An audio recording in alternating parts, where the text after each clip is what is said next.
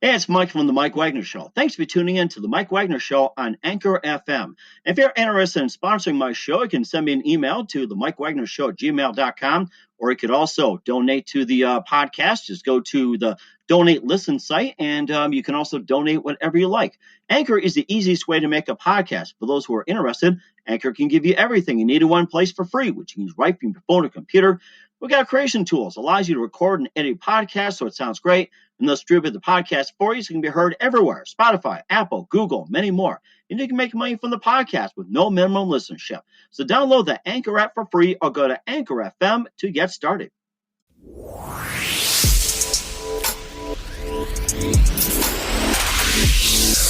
It's now time for the Mike Wagner Show, powered by Sonic Web Studios. Visit online at sonicwebstudios.com for all your needs. The Mike Wagner Show brings you famous celebrities and amazing people from all over the world. Listen online at themikewagnershow.com and on Facebook, SoundCloud, Spreaker, Spotify, and iHeartRadio. And watch the interview on YouTube. So sit back and relax and enjoy the Mike Wagner Show.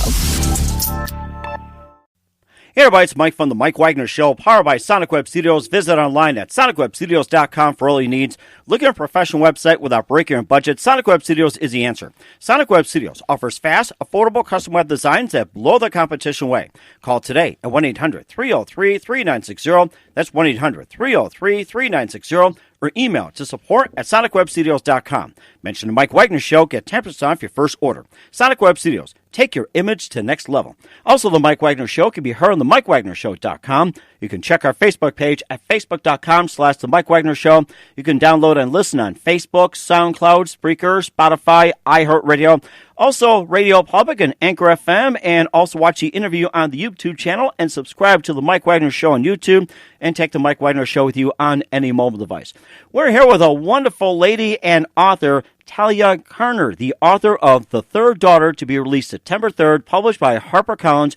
She's worked for Redbook Magazine, publisher of Savvy Woman Magazine, a marketing consultant to Fortune 500 companies, and she also published some other works as Puppet Child, China Doll, Jerusalem Maiden, and Hotel Moscow. And there is an underlying theme to this, and very committed to a cause, and these are for a good reason, not just for entertainment, but to get a message out there. That's what is going on in the world today. And ladies and gentlemen, live from the East Coast, where things hopefully don't get too crabby up there along the shoreline, Talia Carner. Talia, good morning, good afternoon, good evening. Thanks for joining us today. Hi, Mike. Thank you so much for having me on your show. It is my pleasure. So you're the author of The Third Daughter, to be released September 3rd, published by HarperCollins. You've also published Puppet Child, China Doll, Jerusalem Maiden, Hotel Moscow. You worked for Redbook Magazine, and you're a one-time publisher of Savvy Magazine, lecturer at the International Women's Forum, marketing consultant to Fortune 500 companies, and you also do a lot of things for a number of causes as well, too. We'll get to that. We know you're very busy, but first of all, very fascinating. Just tell us how it got started. How it got started. I never expected to be a novelist. I was in the business world, as you just mentioned, in magazine business, but on the business side, not the writing side.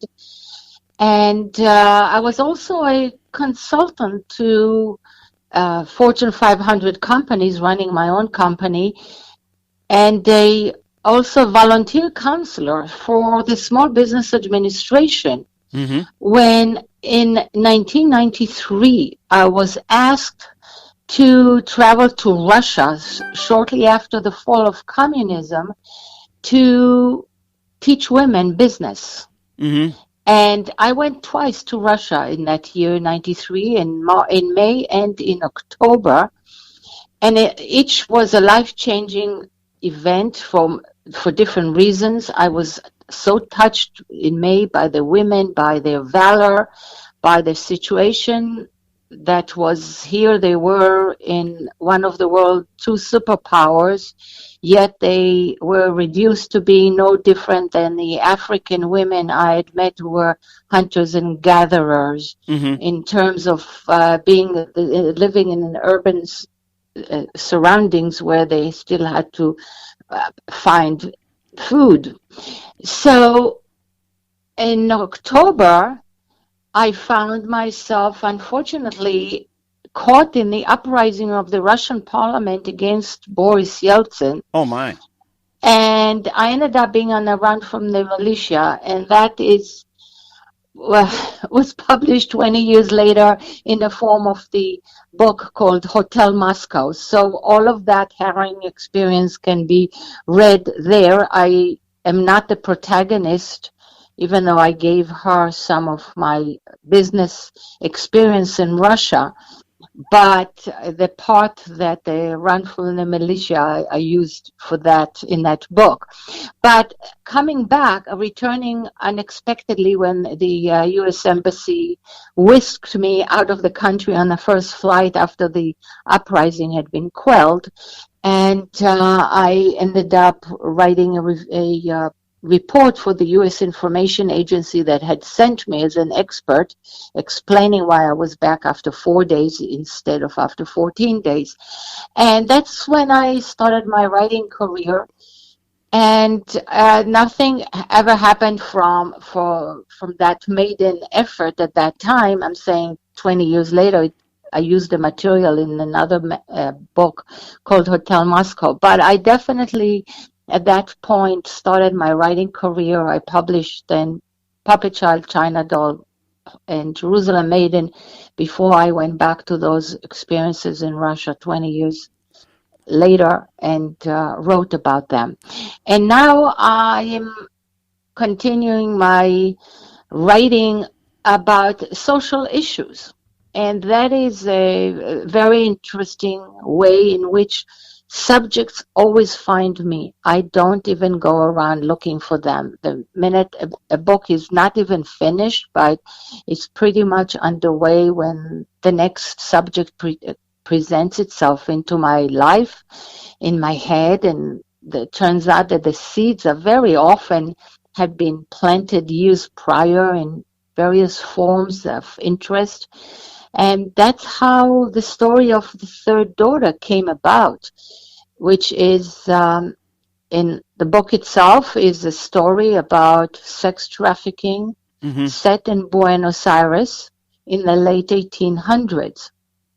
What is behind that story is what was a legal union of traffickers that was headquarters in Buenos Aires.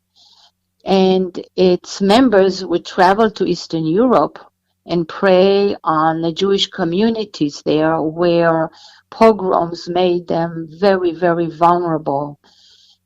And these men would offer marriages and job opportunities in what they call America. And you can't even, at that time, they didn't even know the difference between North and South America. So we have a situation where the father of this girl, who eventually becomes the protagonist, he says to the trafficker, he says, of course, not knowing that his daughter is going to be forced into prostitution, he says to him, so you're going to America? Good. I have a brother in Pittsburgh. Is Buenos Aires near it? And he says, just south of it.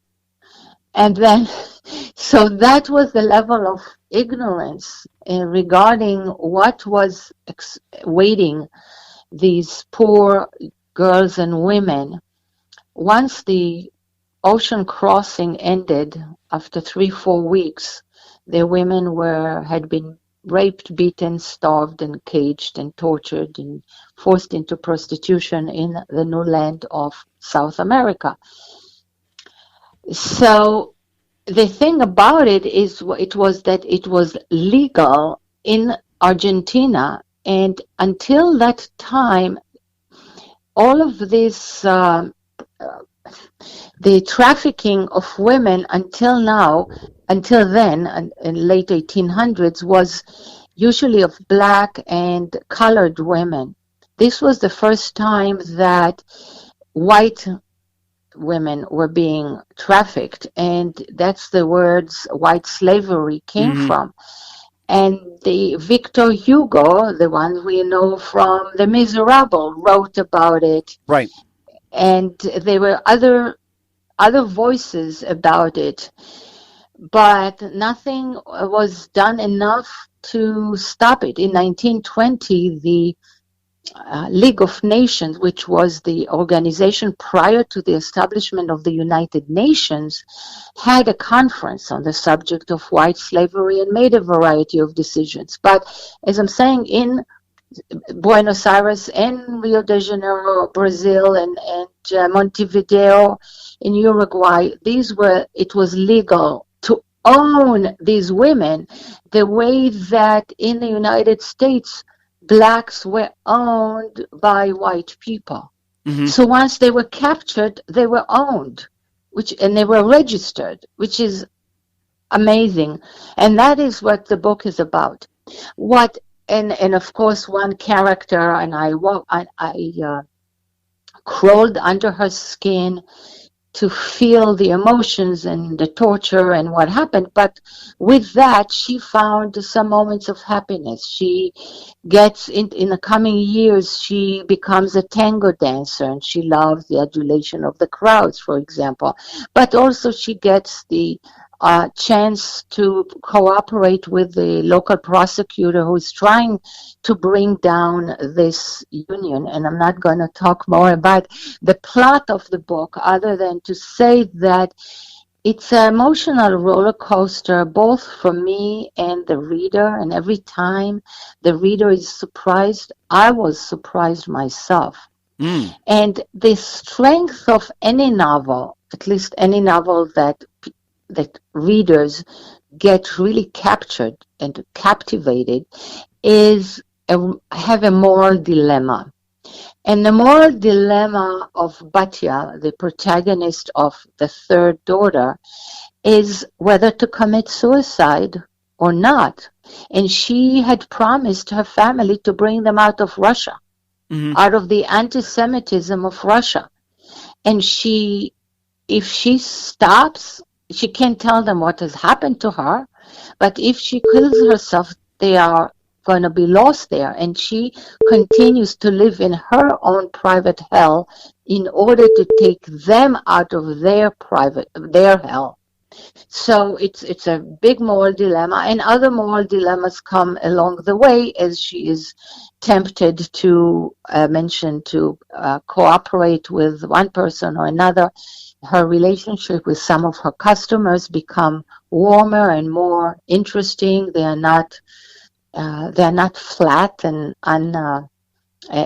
lack in texture. They each person brings into her bedroom a different personality. So all of that is very interesting to me. But from what I hear now from readers of the very early reviews, it's quite thrilling and interesting to the readers as well. That sounds amazing too. And of course, a question that came to my mind about the when this whole slavery thing happened in Buenos Aires and part of Argentina. What was the economy like back then in Argentina? It's very interesting. Argentina was just beginning to flourish, and Argentina wanted newcomers, and it wanted European stock. So they actually opened an office in Paris and had consuls traveling around Europe and trying to get a variety of people to come to immigrate to Argentina. And surely enough, today Argentina's population is not as Mayan and Hispanic as some of the other South American countries.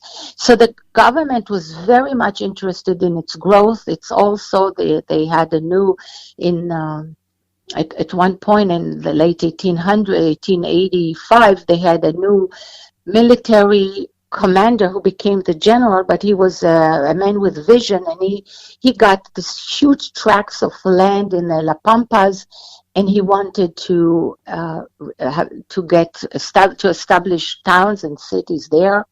So they were very accommodating. The other part of it is that the budget of the Argentine government, 25% of it came from taxes on brothels. Wow. So they had a big interest in that.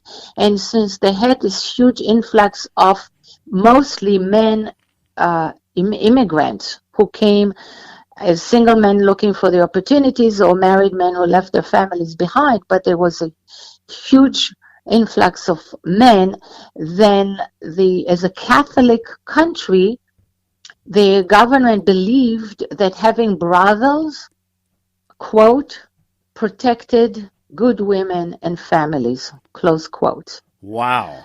So they encouraged it. And actually going back a few years prior to the time I'm talking about, the Jesuits in Brazil wrote to Europe, to the Queen of Spain, and asked to send prostitutes in order to protect good women in Brazil. So that was the Catholic mentality at the time. Mm-hmm. Which made all of this enslaving of girls possible. What is interesting to me today is that the methods of traffickers have not changed. Mm-hmm. And today we have this sex trafficking that's happening all over the world, all over the globe, including, of course, the United States, mm-hmm. where girls and women are being lured by false promises of jobs. Mm-hmm. And that's a really sad reality too. And of course, getting back to Argentina and everything, how much corruption was there in the government involving the involving with I can't think right now. It's like involved with brothels and everything else. How much corruption was in there? And if yes. they were charged, it's like, what were the indictments? Were they guilty? Did they throw out the case? Or was it like in bribes? It was very corrupt because the traffickers, the union was called Zvi Migdal, ZWI, mm-hmm. MIGDAL. That union did what it did in terms of ownership of prostitutes did legally, but they did a lot of things illegally because, for example, prostitution was legal, but they were tremendous amount of regulations, such as 3 times a week health check, allowing the prostitutes to keep their earnings, allowing them free movement, so that they supposedly could be free to move and go around and keep the money. And all of that was not being kept. 100% was not being adhered to. But also they were involved in other forms of corruptions to corrupting judges and lawyers and police. And the police very often was on their payroll. So if a girl ran away, the police would bring her back and would tell her that she was owned by her, quote, husband. They considered them like as if they were married. I mean, it was really very, very corrupt, and that brought additional consequences, which was one of the reasons that they were the good people who were trying to bring down this organization, Zvi Migdal, but the corruption in all levels of governments and the judicial system was so high that it was hard to get any one person to do that until in 1919 there was one DA who managed to get one prostitute to talk to him. She decided that she can only die so many times, and she put her life in his hands and testified, and he did his investigation, and her name was Raquel Lieberman, and he did a raid on all of the homes of the pimps, except that, of course, they had been tipped off, and quite a few hundreds of them escaped just before. 300 were arrested over a period of 1 week, which means that when the first one was arrested, all the others already were informed about what was going on. And he also did it with the media, with photographers, and so on. So it wasn't a quiet event. 300 were arrested, 109 were charged, and only 3 were actually got jail time. Wow. That is something. And of course, and I think with social media as well, too, do you think the sex trafficking has increased or made it more aware, or is it being more encouraged for other countries to be corrupt? I don't think that there is the problem is corruption on our level. Internationally, probably the problem is a slightly. I'm looking at the paradigm of sex trafficking, and that is you have suppliers, and demand. Mm-hmm. The supply of people who live in misery and poverty and strife around the globe is huge, and that supply is not going to be dwindling down anytime soon. So people are willing to take the risk and come to America or to any European country and take their chances is very high. And by the way, I want to say 2/3 of sex trafficking in the United States is from abroad and 1/3 is domestic. And I'll address that in a few minutes. But that's just fine. Speaking about the supply is huge. The suppliers or the traffickers, as long as they stand to make huge profits, they are willing to take the risk of punishment, and the punishment, unfortunately, in our society, has not come nearly as close to the profits that they make. Mm-hmm. Or so we have not used a lot of teeth against them at all. And now is the question of demand. The demand is actually the weakest link here, because it's men mostly versus women. It's men, and they are very vulnerable to exposure. Mm-hmm. And if they know that should they get caught, they will be publicly exposed, they will forgo a lot of those sexual services. Mm-hmm. Now, that brings me to the idea that the victims of traffickers, the prostitutes, are never in that situation of their own free will. Even domestically, those are people who have been sexually molested all through their childhood. Mm-hmm. They come from a variety of homelessness, foster care system, a variety of abuse that had been going on for years, where moving into a life of prostitution is not much different than the life they have led their entire youth. Mm-hmm. So the idea is that they have not selected it of their own free will, and there's somebody behind them, regardless of the Swedish law, by the way, such that it says that regardless of how the woman behaves and dresses and speaks and solicits, she is a victim of somebody, and therefore she's not committing the sex act out of her free will, but according to Swedish law, it's a rape. And since it's a rape, the man is then a rapist. He is a criminal. And that is the Swedish law.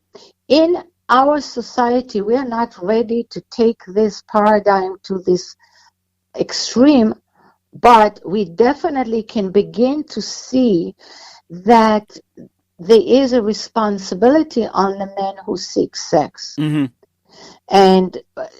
And what is their vulnerability to exposure, should that they be found. And it's easy, it's pretty clear to see that it may go down tremendously, their demand for sex services, should that they be exposed. Mm-hmm. And there is an organization, there are many organizations have been in touch now.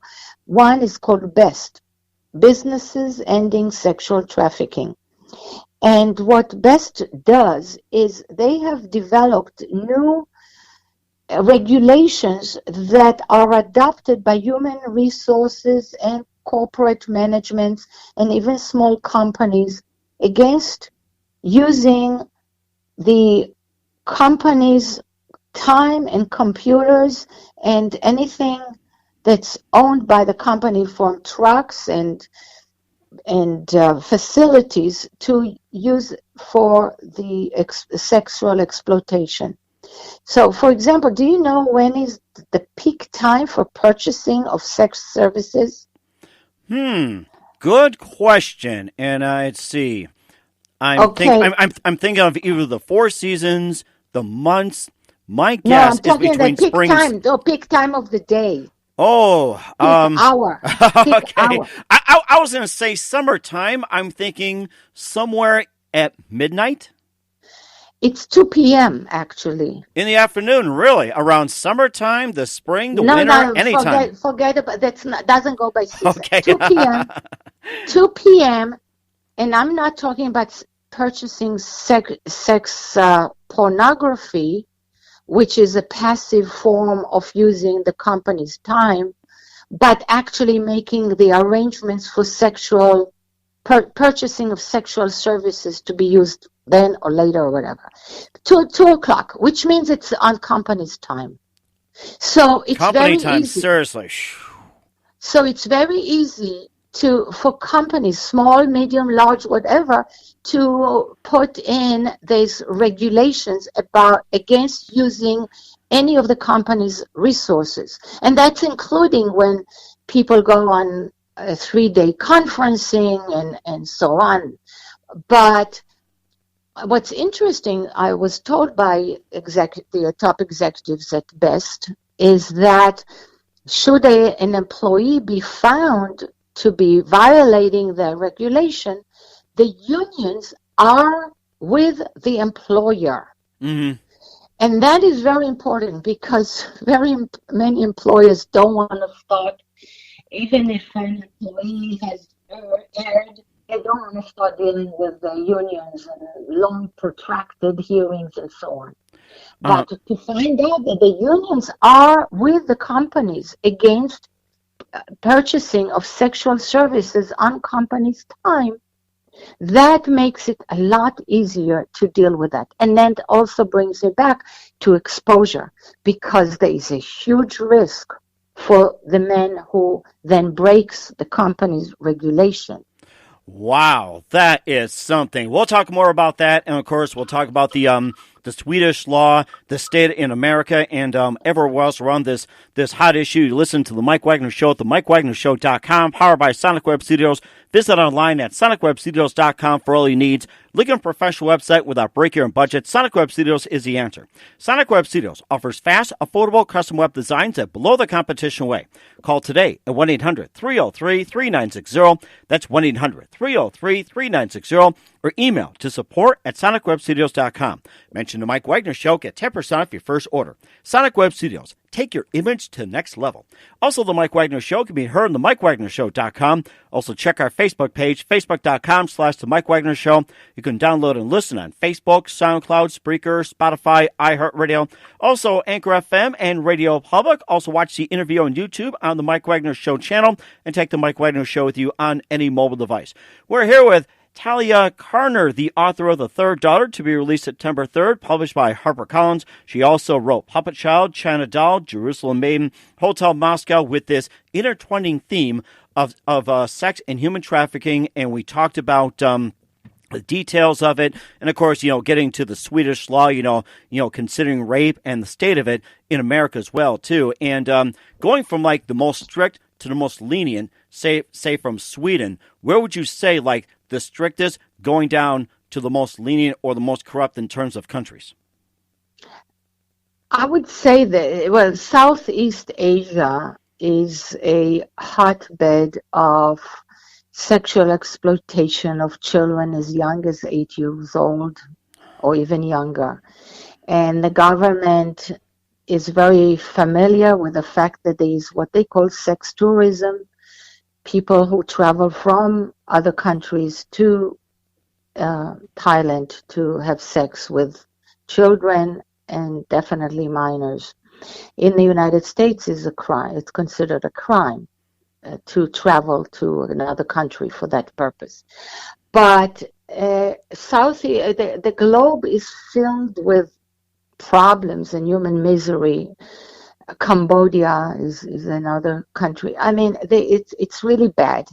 In countries such as South America, where my novel is set, having it has become in historically going to prostitutes for men was a lot more of a pastime than it probably was in other countries. I've not compared yet all the histories of one country whether against another, but it was more of a common type of recreation, so that some brothels became like a club. Mm-hmm.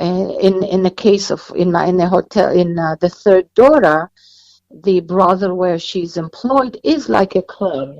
They play cards, they do business deals. They don't necessarily are in a rush to have the private time with their favorite prostitute.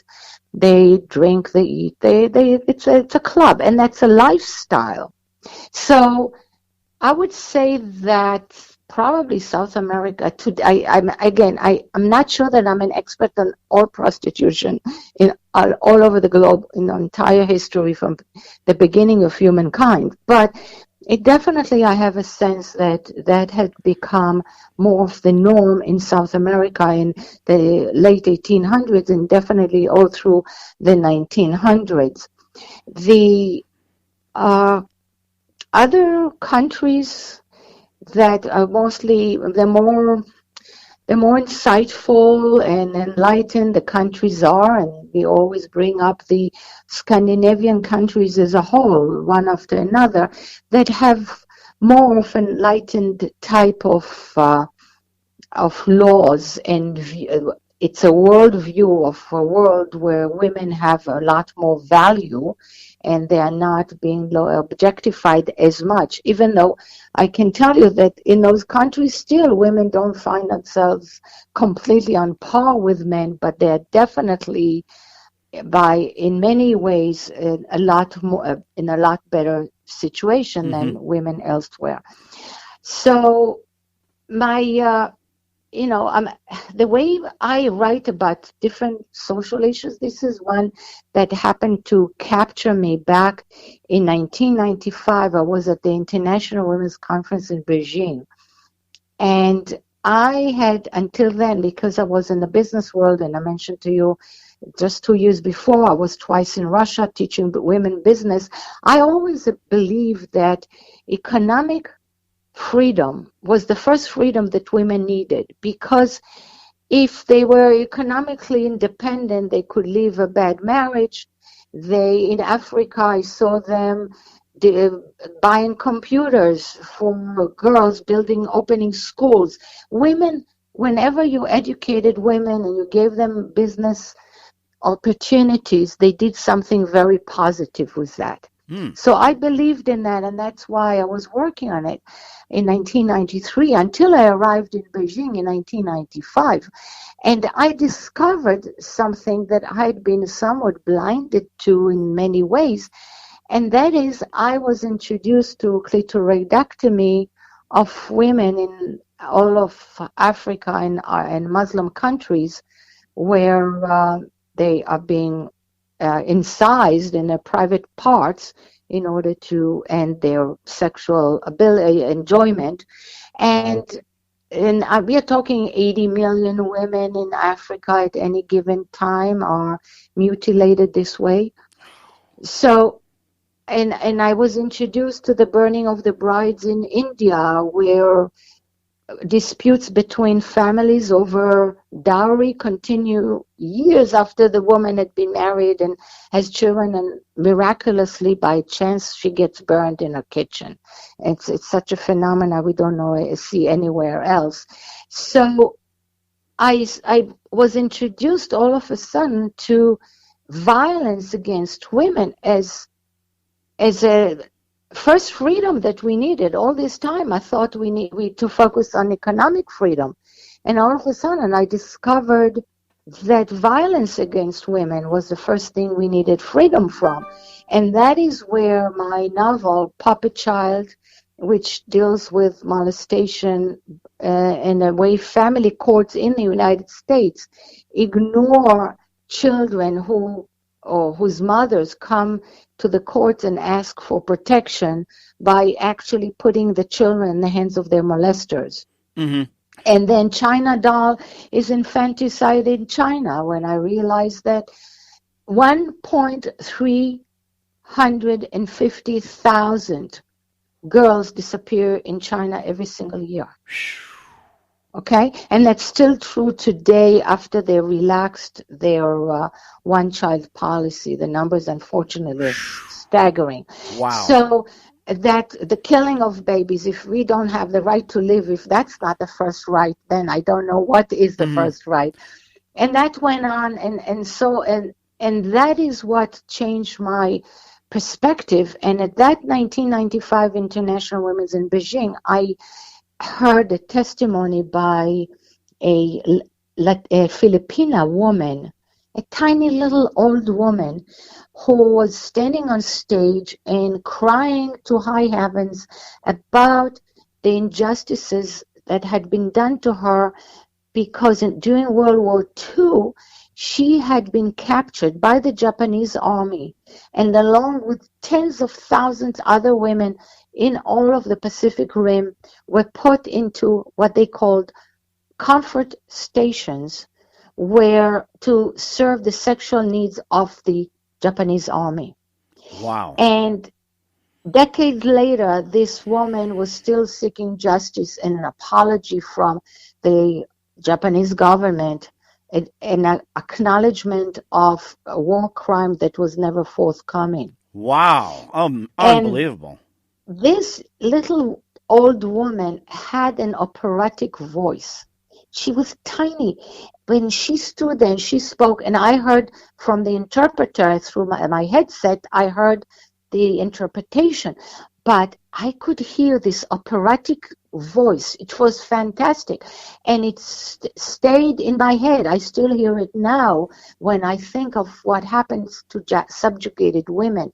And that's what was the beginning. I mentioned to you sometimes seeds are planted in my head. The sexual subjugation of women, the marrying off of girls who are child brides is happening still a lot in the U.S., where we either import or export, especially with some minorities of certain immigrant minorities are still doing that with their 12 to 14-year-olds before the girls have enough brain and freedom and ability to rebel and say no in a more American way. And the parents ship them off back to Pakistan and Afghanistan and all kinds of countries where they marry them off to older men. So all of this is all part of the same sexual subjugation by force. Wow. Whether it's prostitution, whether it's the use of rape as a tool of war, or whether it's a bride, as I'm saying, child brides, all of this is the part of the same phenomena of sexual subjugation of women. That is unbelievable. And, of course, I just had something that just popped up on my head as well, too, that how is the economy and the violence all come together? Will, like, if you have a good economy, will the violence go down, or will the bad economy increase the violence? So it's just like, you have like the up and down factor about the economy and violence when it comes to sex trafficking. It's an interesting attempt at putting it together. I'm not sure that it's completely cause and effect, because in some cases you can say that unless there is a social stigma to it or a different way of looking at the place of women in the world that are not sexual objects to satisfy the sexual needs of men, then that I think what makes a difference, not so much the economy, because in poor countries, for example in India, where it's huge poverty, using prostitutes is a recreation when somebody can't afford to go to the movies. So it's not necessarily, I don't think it's completely the economy.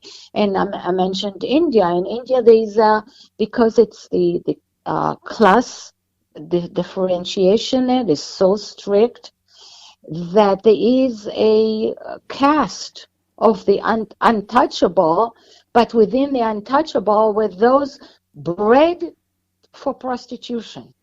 So there is a group that they are born and the children are being taught to become prostitutes.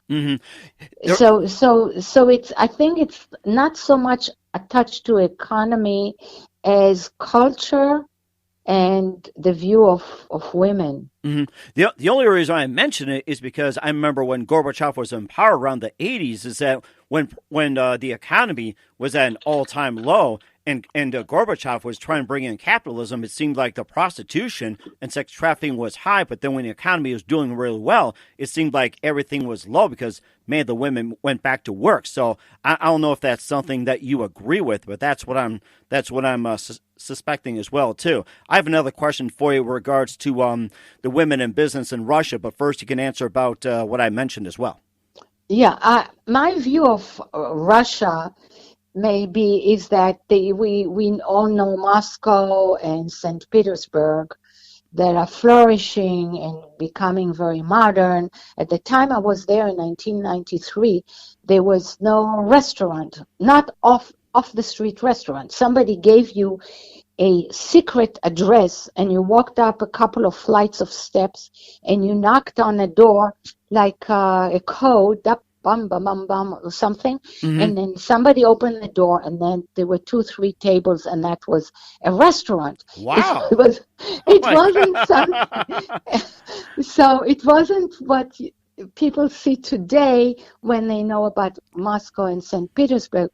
But Russia is huge. It's now across 9 time zones. It used to be 11. They've kind of consolidated some. Still 9 time zones. It has many, many cities, industrial cities, that are so bleak that it doesn't have a single tree. It doesn't have the weather. There's no social services. There's nothing to keep people interested. The life of Russians in many of those cities could be in the Urals, it could be in Siberia, it could be, I would say it's better in the central south, like Kazakhstan, and those areas where it's the breadbasket of all of this former Soviet Union. That's where the land is more fertile and you get food and you get greenery. I think that having some greenery is very important for people's morale. Amazing. But if they live up in the northern part of Russia, in those bleak industrial cities where it's nothing but smoke from the chimneys and those steel mills and coal mines and gas fields, those are horrible places. So I cannot say that the life of women in those cities has improved. I don't know enough, but my sense is that it's far from being a happy life there. And they are very much in demand for traffickers because they tend to be very good-looking women. They are blonde, blue-eyed, tall, sometimes voluptuous, and they are very much in demand, and that is where traffickers can come and recruit, put ads, have auditions for what they say that we are auditioning for a movie in Berlin or wherever it can be, and they get these women to fall into their traps. I think that's something we'll touch upon. We'll talk about the business aspect in just 1 minute. You listen to The Mike Wagner Show at themikewagnershow.com, powered by Sonic Web Studios. Visit online at sonicwebstudios.com for all your needs. Looking for a professional website without breaking your budget? Sonic Web Studios is the answer. Sonic Web Studios offers fast, affordable custom web designs that blow the competition away.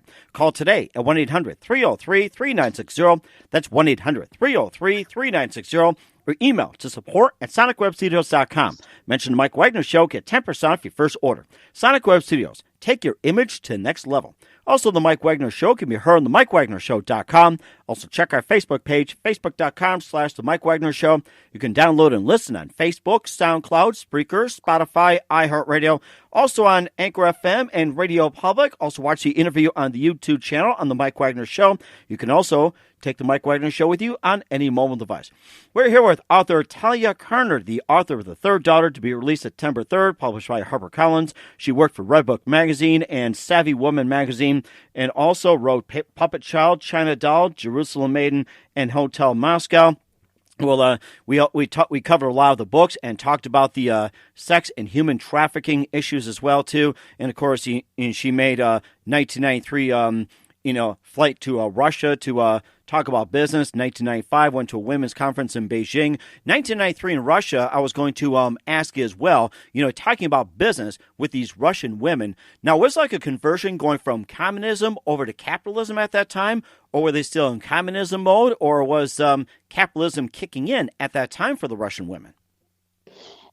Supposedly, with the fall of communism, Russia, or the former Soviet Union with its many republics, was getting into free market economy. Mm-hmm. But when you have a situation where overnight all laws are erased off the books, which is what happened when you remove what they call communism, which was never really the real communism, as it was a totalitarian. It was a totalitarian oppressive regime under that name. So when you remove all laws off the books, when you have more than a billion people, not a billion, I'm sorry, a million, and I forgot how many millions were at that time. What does it say from a million to a billion? Let's just say that. It's a lot of people. I'm sorry. No. It's more than the U.S., so it's maybe 400 millions. I don't recall the number. But when they wake up the next morning with no laws on the books, we have this romantic view that people wake up the next morning to democracy. Uh-huh. But is that what happens when they wake up in the morning with no laws? Who rises immediately to fill the gap, if not the most brutal, violent segments of society? So what you had was not a transition that was taking place over a period of time through education and through changing the institutions that govern all of life, all service institutions. But overnight, women lost all social services, which included medical services, which there weren't much in a country that never had a Band-Aid or a toothpaste. But still, whatever services had been available before, the education, the free lunches that the children were getting at the schools and these mothers were getting in their offices and the factories. That's the big meal of the day is around 1 o'clock in the afternoon, 1 to 2 o'clock. And they because they couldn't cook those kind of meals in their communal apartment where anywhere from 5 to 15 families shared one kitchen. Mm-hmm. So you had all those social services erased off the books, all laws disappeared, and these women found themselves not in an economy that was good for them, but rather bewildered by all of those changes. And the women I met were two groups, I would say. One was the very highly educated bridge engineers and doctors, and very highly educated women. And at the same time, these women lost their jobs and they needed to find new ways to survive.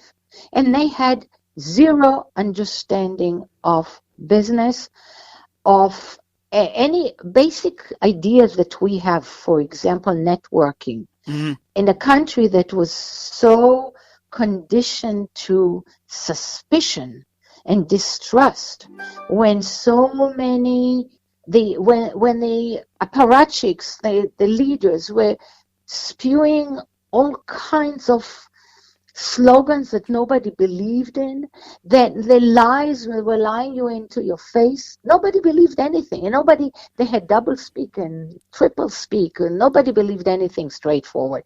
So you didn't have the basic of business.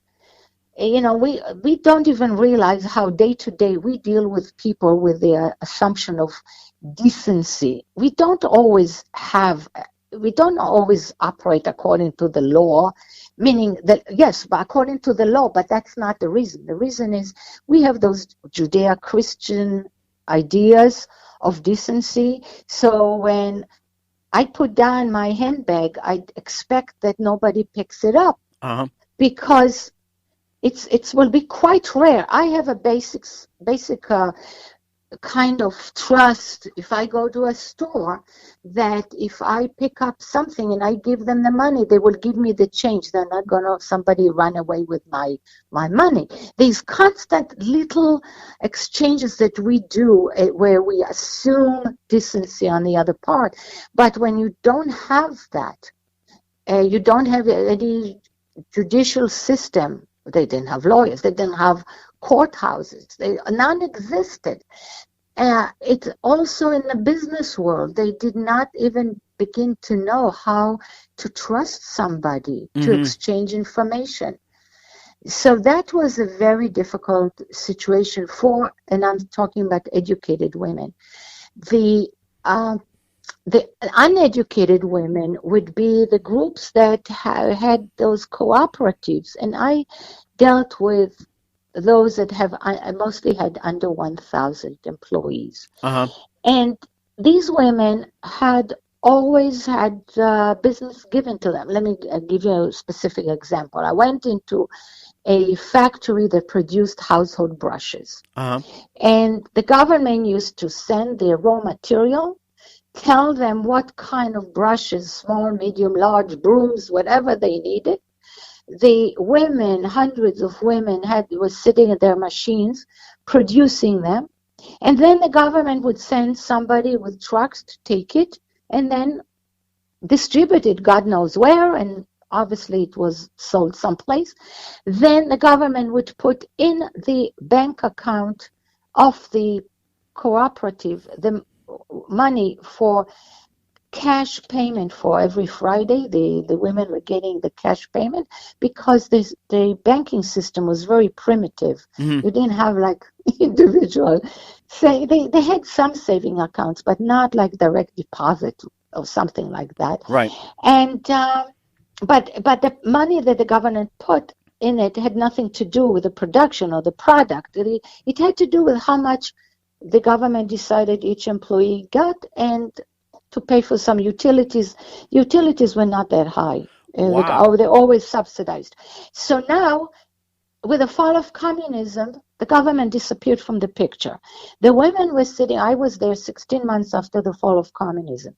The women had had enough raw material to continue to produce, but now they had mountains of brushes of all sizes, and not one was leaving the place. And nobody was putting money in their account. So I picked up, so first of all, they elected one of their own to become the director. And the director didn't have any clue that more than the other 600 or 800 women working there. And she didn't know about marketing. She didn't know about looking for distribution, to find access, to find trucking companies. Trucking companies, that's another private enterprise. It didn't exist. So these women, so I was there and trying to first of all figure out how we can get out of this mess. So I pick up a brush, everything was done through an interpreter. Every sentence, every paragraph, every concept had to be repeated. So I pick up this brush and I say, how much is it? and they give me a number that I thought I misunderstood, or the interpreter misunderstood, because it came to $150,000. $150,000 sounds like the Yeah. price is right. So Oh my after I repeated goodness. that, turns out that because they hadn't sold anything, they were putting all of their account on the first brush they would ever sell, and that number was growing every week as their expenses were growing. Wow. They didn't know about pricing. Oh my goodness. So They had no knowledge of anything, and there was nobody to help them. So I developed a 3.5-hour workshop working with what they had somebody called the economist in every one of those cooperatives. And I don't know what they taught economists in Russia, because I studied for a master's degree in economics, and I can tell you the pricing is always a very important part of any economics degree. And these economists never heard of pricing. So I don't know what they taught in Russia. But understanding the beginning of business was so far for them. So what these women were doing now, they had to feed their family. wow. So there would be somebody from the outside coming and saying, I'll buy your Veskel. Veskel was the share when the communism fell. The cooperative became private and owned by all of these women, and each one got this, it's like a stock, but it's a piece of paper saying you are now an owner for this percent or something. This is your share. So now somebody would come in and say, okay, I'll buy your Veskel for half the price. Uh-huh. They didn't have a choice, and they didn't understand that when they were selling the right, they were selling the business. Mm-hmm. They didn't get it. So now this is how the oligarchs developed. Oligarchs came and started buying industries, started buying factories this way, exactly as I am describing to you. And that was the transition to supposedly market economy, where within a few years, the top Fortune millionaires were from the former Soviet Union. That is amazing. And it went from like in 16 months to a communist, where it's like the government takes home a certain amount of pay, and the women worked irregardless of hours to conditions or how well they put out the product, to where it's like, they just produce a product, they make money off it. Sounds like it took 16 months or longer. And that is just, wow, amazing. Go from like 16 months. Wow. I'm happy for them. Well, it depends. So if they learn what to do and were able to find ways to market their products, that was a very good thing. And that's where I and many of my colleagues came. I was in a group in both of my trips. I was in groups of others. So that is just to give you a brush stroke of what the transition from communism was. Not an easy one at all.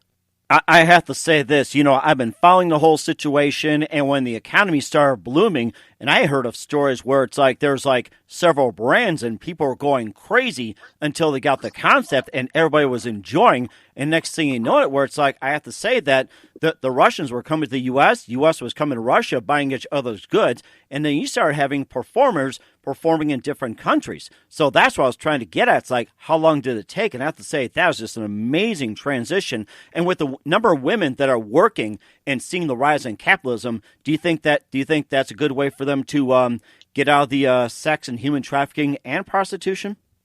I can say that I am not sure that all of this development has reached into all parts of society in the former Soviet Union.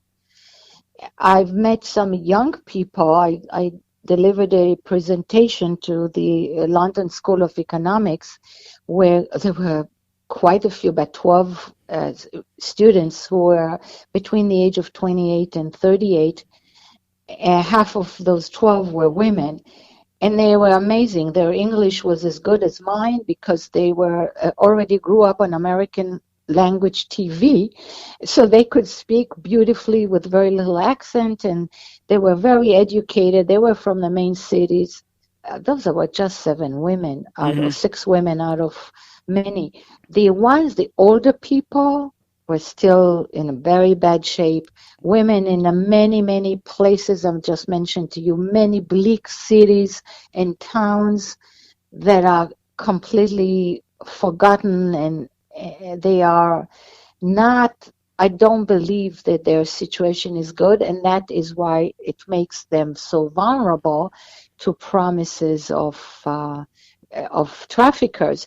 And so much so that they are called, these one name to the trafficking, to those women, they called Natasha. Everyone is called Natasha. They don't even bother to call them anything else. To Natasha, those girls, interesting. Yeah, good thing I didn't call my kids that. Natasha. The Natashas is the name, and the same way as in South America, in the time that my book was written, the word for prostitutes was established as Polaka, which means the Polish, because that's where many of the Jewish women who were captured were brought in, and until today in South America, Polaka is the word for a prostitute. Wow. So it came from that time where white slavery began to arrive in South America. And that's the importance of my novel, is to open up. I heard these cries of these women that nobody was listening to. I estimate there were about between 150,000 to 220,000 Jewish girls and women victims of that Tzvi Migdal over a period of 70 years. Unbelievable. So that is the third daughter, brings us back to that story. Mm-hmm. And there's also another question that just popped up as well, too. You talked about the Middle East. You talked about America, North and South America, also the Middle East and Asia as well, too. What about sex and human trafficking in Australia, New Zealand, and Canada, and up in Greenland and Iceland? I don't think we've touched those areas. I must tell you that I really do not have up-to-date information about that. I am not an expert on every misery in every hot spot on a globe. So I imagine it happens everywhere, but in some countries, I would think there's probably less countries that have the borders are pretty secure, like Australia and New Zealand that you just mentioned. Mm-hmm. They have very strong control over who comes in. So it's not completely open to everybody, and therefore they may have a little bit. I'm assuming. That does not mean that prostitution doesn't exist. I want to bring it back to the domestic prostitution that happens in the United States, and that is, I mentioned to you, a third is domestic. And what happens is the age of recruitment, I think we just mentioned earlier, is between 12 to 14 years old, of recruitment of young people in the United States into prostitution. So how does that happen? Where are those 12 to 14-year-olds? They are in the schools. Uh-huh. So there are many ways, but they are the vulnerable population. They are the ones who may be socially isolated. They may come from families in crisis where maybe a parent just died, or there's a very sick sibling that takes all of the family's attention. There are a variety of crises, not even to mention the homelessness and the foster care system. The foster care system is completely broken, and it is really filled with sexual abuse to a point that is it's an awful system.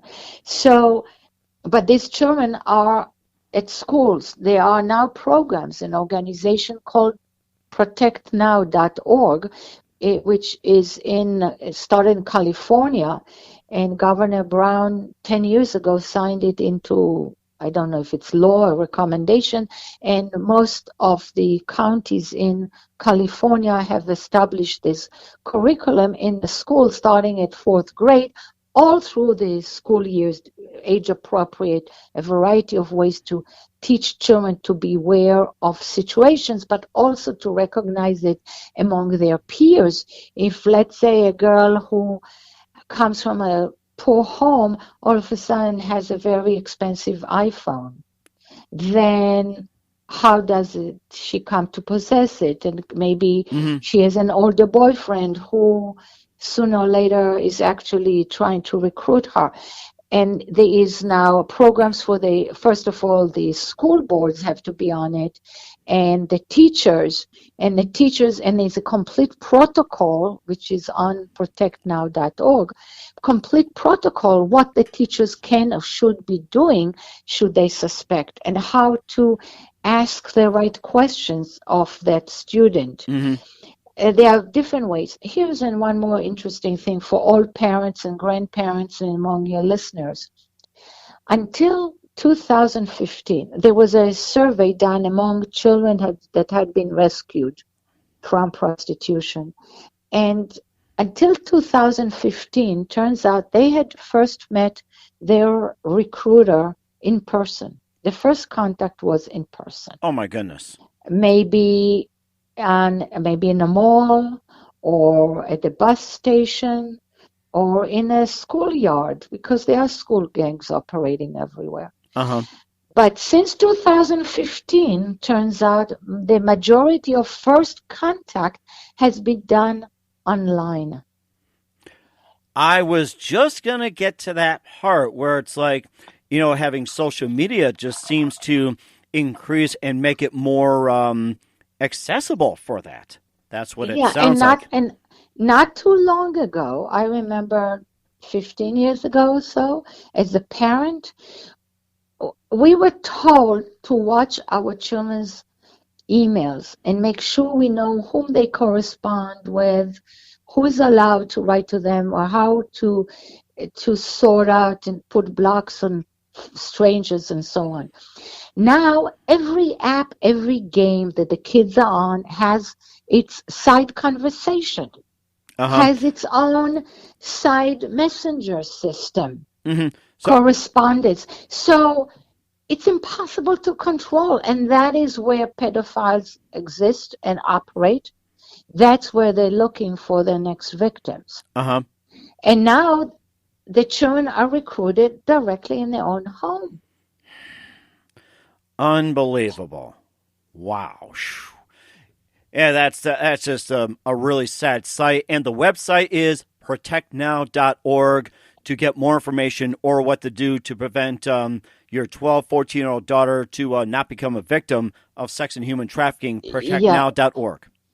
Yes, and that program is they are moving now into Nevada, but I hope that it will continue. I would like to say that there are dozens of anti-sex trafficking organizations working all over the country, nationally and locally. And on my website, I put in a page of activism. What can you do? First of all, it's a long article explaining the different players. I mentioned to you the businesses, what businesses can do, but they are the airlines and the hotels and the prisons and the schools.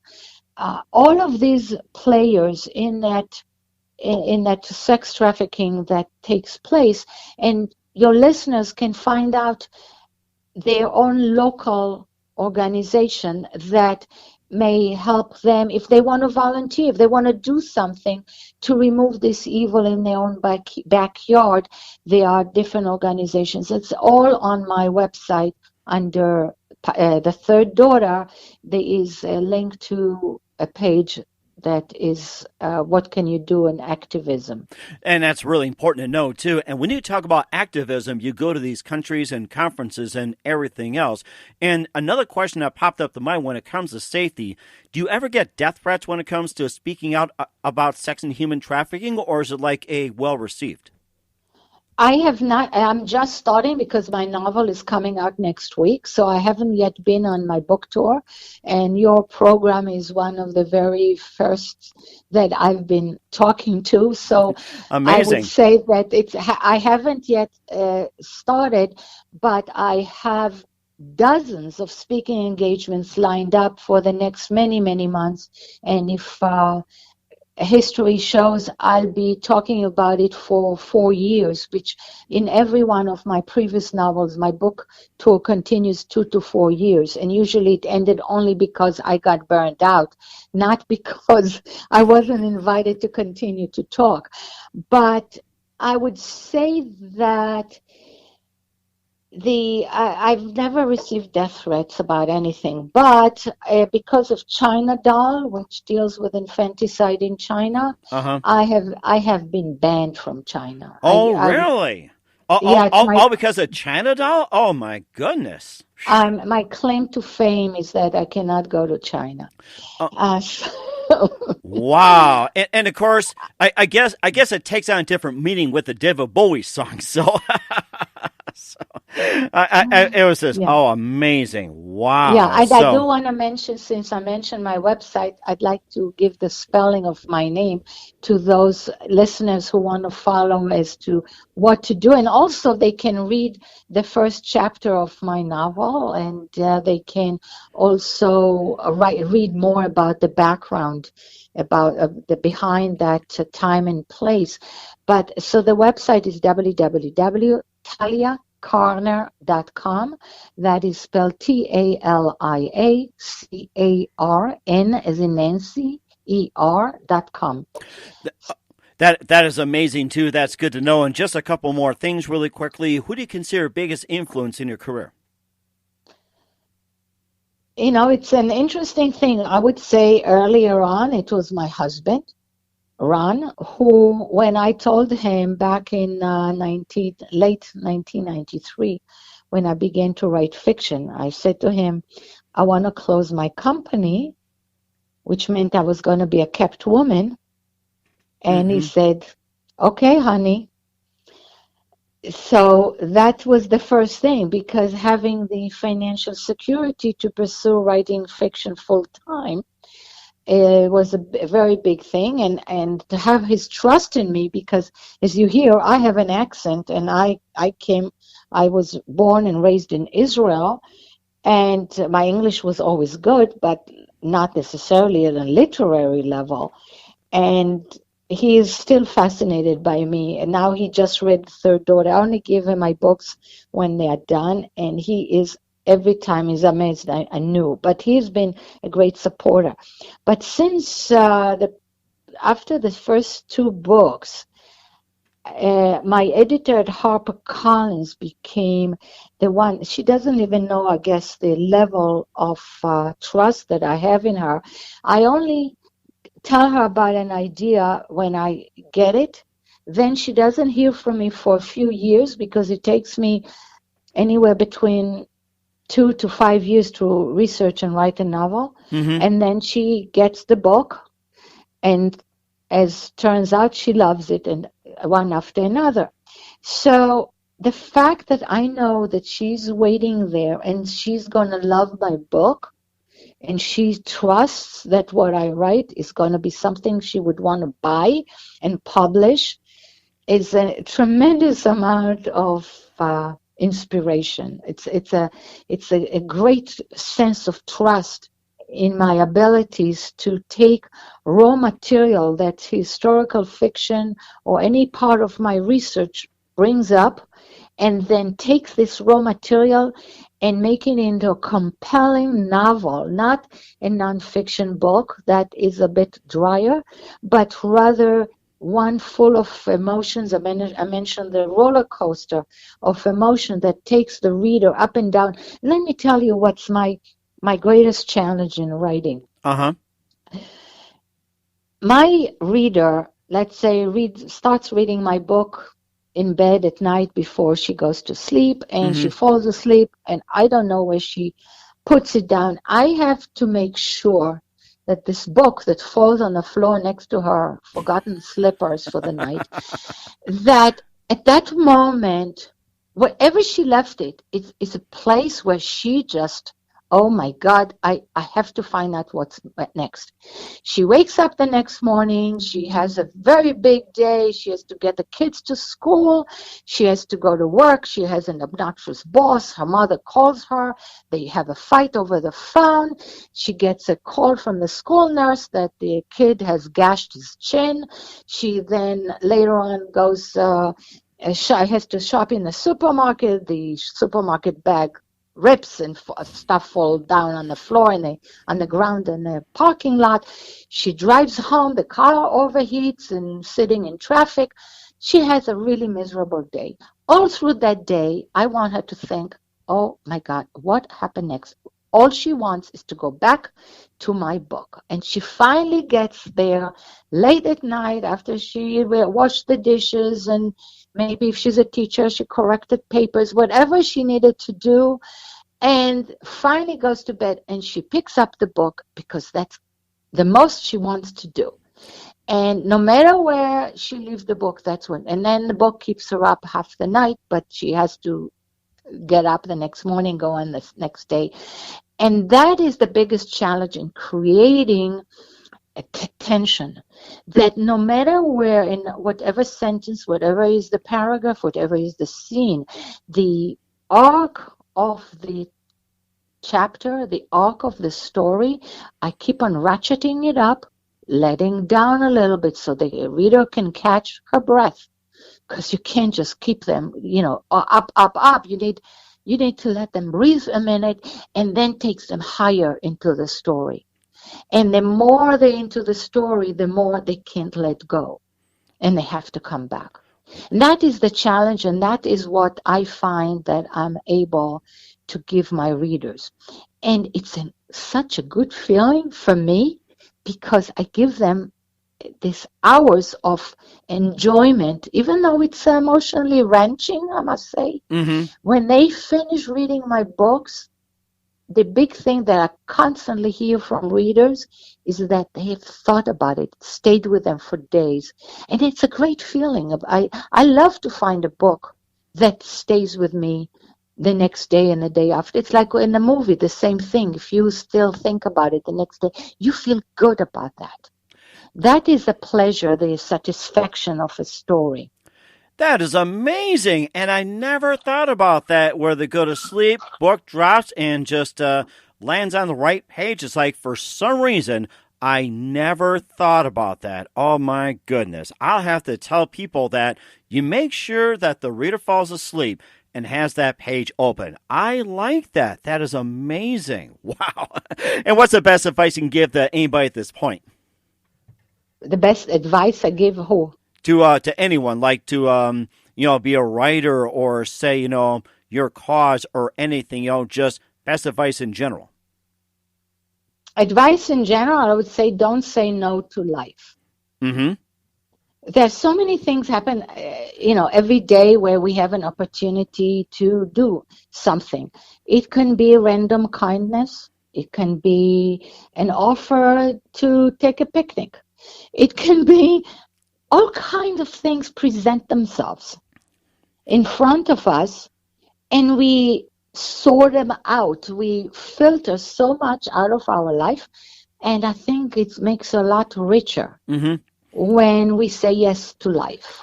That is amazing, too, just like accepting a piece of chocolate, or wearing a favorite hat someone gave you, or even somebody gave you 2 tickets to the ballet.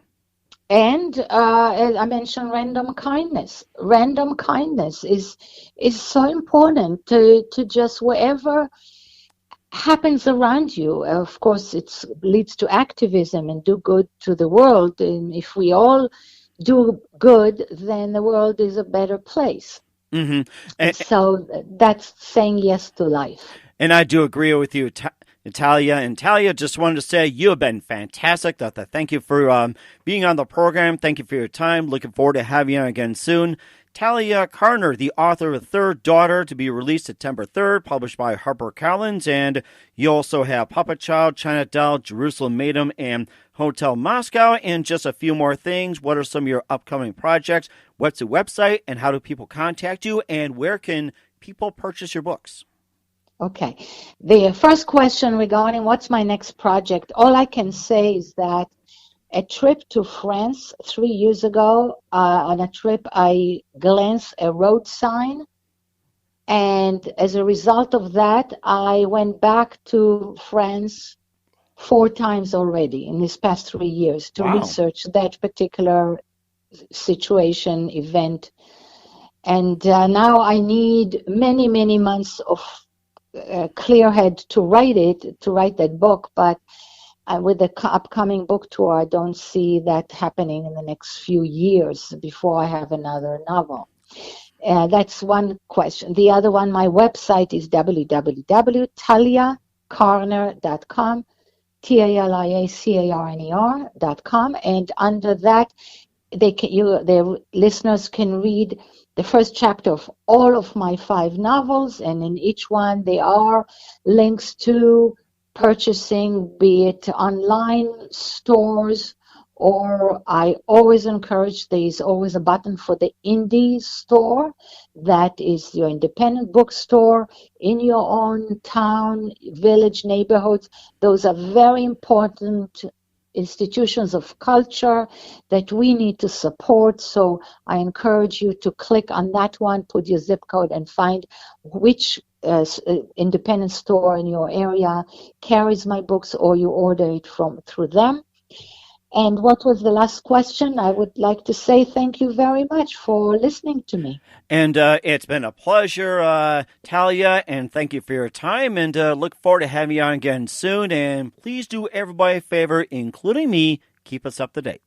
Thank you so much.